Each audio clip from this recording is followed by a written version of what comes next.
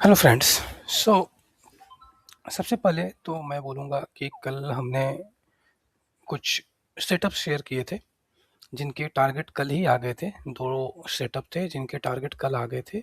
उसके अलावा दो सेटअप ऐसे थे जिनका टारगेट आज पहले यहाँ पर आया और सेकंड टारगेट जो है समवेयर यहाँ पे आया था।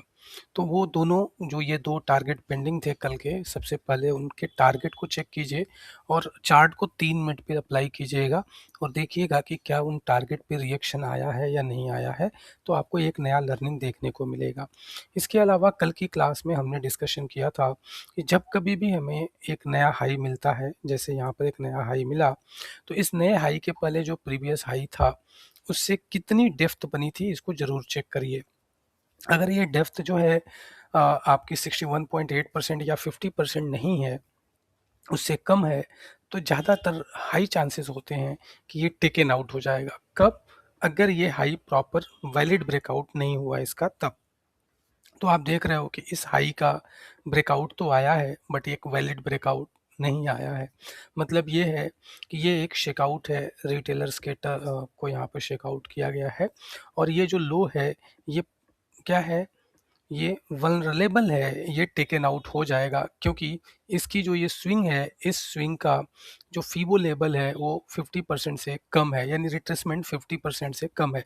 एक्चुअल में हमें 50% या 61.8% का जो रिट्रेसमेंट होता है प्रीवियस स्विंग का, वो बहुत ही ज़्यादा अच्छे तरीके से डिमांड एरिया की तरह रिएक्ट करता है और प्राइस को होल्ड कर लेता है। यानी जब कभी भी प्राइस गिरता है तो इस एरिया में एक अच्छा खासा जो है डिमांड आ जाता है, जिसके वजह से प्राइस आपका बाउंस हो सकता है, इसके चांसेस हाई होते हैं। लेकिन जब 38.2% या उससे कम होता है तो यहाँ पर अच्छा डिमांड आने का चांस थोड़ा कम होता है, जिसका परिणाम ये होता है कि ये बड़े आसानी से इसको ब्रेक कर देता है।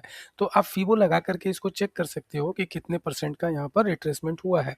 तो हमने रिट्रेसमेंट चेक किया, तो प्रीवियस जो हमारा रिट्रेसमेंट था ये 38.2% से भी कम है और उसके बाद एक नया हाई बनाया हुआ है। इट मीन्स कि ये कल की क्लास के हिसाब से ये हमारा वल्नरेबल है, बड़ी आसानी से इसको मार्केट का ऑपरेटर ब्रेक कर देगा।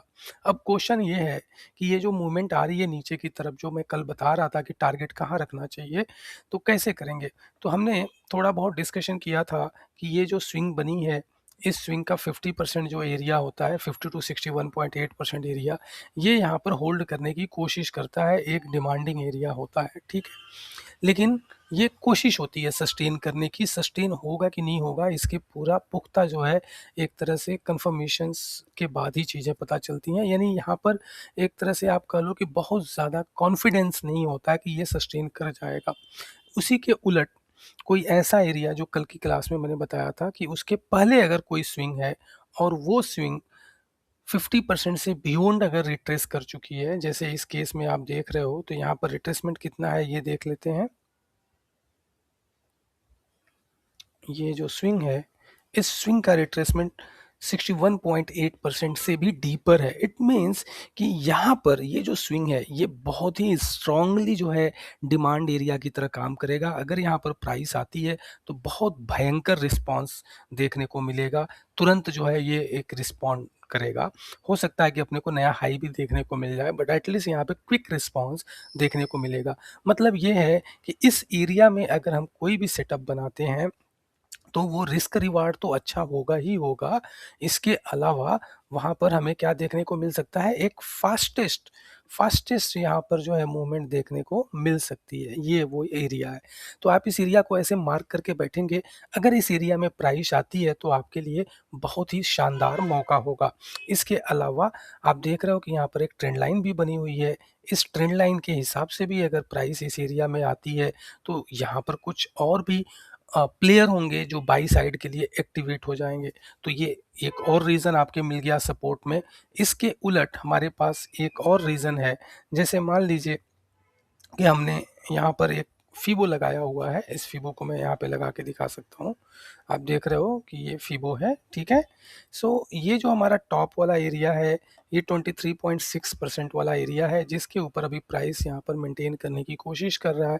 तो यहाँ पर भी थोड़ा बहुत इसके बेस पर भी कुछ हमें रिएक्शन देखने को मिल सकता है, ठीक है?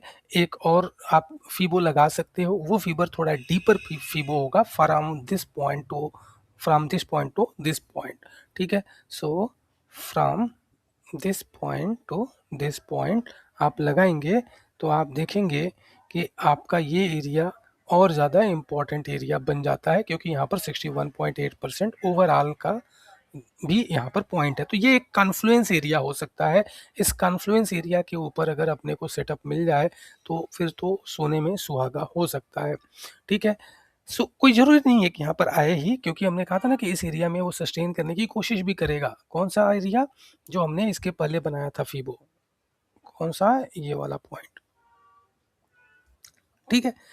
यहाँ पर अभी ये कोशिश इसकी जारी है, और अगर यहाँ पर कोई सिग्नल मिलता है तो मे बी यहाँ से ये अपसाइड जा सकता है। बट हाई प्रोबेबिलिटी का ट्रेड सेटअप और हाई रिवार्डिंग ट्रेड सेटअप जो मैंने बताया, वो डाउन एरिया में प्राइस अगर आती है तो ही हमें एक अच्छा सेटअप देखने को मिलेगा। अच्छा, यहाँ पर भी बिल्कुल आँख बंद करके नहीं करना है, यहाँ पर भी हमें कोई कैंडलस्टिक पैटर्न या कोई चार्ट स्ट्रक्चर का वेट करना पड़ेगा, ठीक है? हालाँकि अभी ये कहाँ पर है? अभी प्राइस एक अच्छे डिमांड एरिया में है, ठीक है? कैसे? आप देखोगे तो यहाँ पर एक डिमांड एरिया था जिससे एक गैप अप लेने में मदद मिली थी। यहाँ पर एक डिमांड एरिया था जिससे इस हाई को ब्रेक करके एक नया हाई बनाने में हेल्प मिली हुई थी। तो इस एरिया के ऊपर आप देख रहे हो कि यहाँ पर गैप भी बना हुआ है, प्राइस ने आसानी से इसको ब्रेक नहीं किया है, रियल बॉडी नहीं है। हालाँकि शैडोज़ दिख रहे हैं, प्राइस गई है और वापस आई है, तो ट्रांज़िशन की हुई है प्राइस ने, लेकिन गैप्स बना हुआ था। यहाँ पर एक सप्लाई भी आप देख रहे हो ये एरिया में। उसके बाद से यहाँ पर आप देख रहे हो कि ये सपोर्ट लेने की कोशिश कर रहा था। डायरेक्टली इस एरिया को फिर भी नहीं ब्रेक किया, इसने रिस्पेक्ट किया और एक गैप डाउन ओपन किया, ठीक है? यहाँ पर भी आप देख रहे हो कि यहाँ पर ये सस्टेन या ऊपर जाने की कोशिश कर रहा था, लेकिन नीचे स्लिप हो गया। यहाँ पर भी आप देख रहे हो कि हल्का-सा यहाँ पर शैडो दिख रहा है। तो कहीं न कहीं पे ये जो एरिया है, ये एरिया भी क्या है, अपना रंग यहाँ पर दिखा रहा है, जिसकी वजह से प्राइस यहाँ पर सस्टेन करने की कोशिश कर रही है। But the best setup will be ये वाला एरिया, ठीक है? So let's see how it goes. Hope कि आपको जो कल की क्लास में थोड़ी बहुत लर्निंग दी थी वो हेल्प कर रही होगी। कुछ चीज़ों को देखकर ही मैं एडवांस में आपको क्लास की लर्निंग देता हूँ। मेबी वो चीज़ें कल या आने वाले 2-4 दिनों में होने वाली होती हैं। अकॉर्डिंगली वही ज्ञान मैं आप लोगों को शेयर करने की कोशिश करता हूँ। होप कि आपको ये हेल्पफुल लग रहा होगा sessions. Thank you very much.